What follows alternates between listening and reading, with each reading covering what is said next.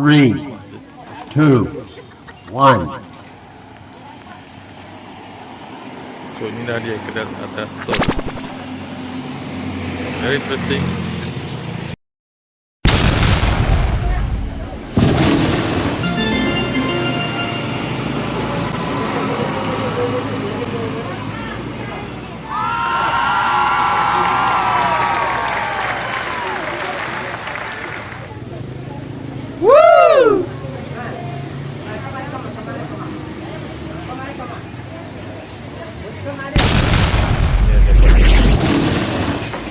Juga.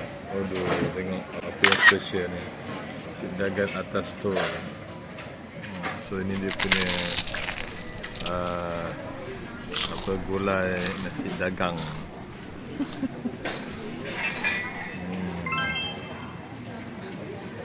Okeylah, jom kita makan dulu.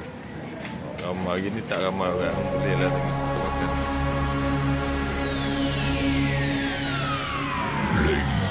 And gentlemen, may I have Ibik attention? parking area dia. Show starts in So agak susah lah, senang nak parking. Tadi ni orang tak ramai. 7, Kalau ramai 6, tu nak datang pun pandai-pandai lah. Makan atas tol kat sini. Memang sebelah je dekat dengan apa ni, kedai atas tol ni. Ni ada dewan civic dia dekat sini. Sana adalah kedai nasi lemak atas tol. Very nice.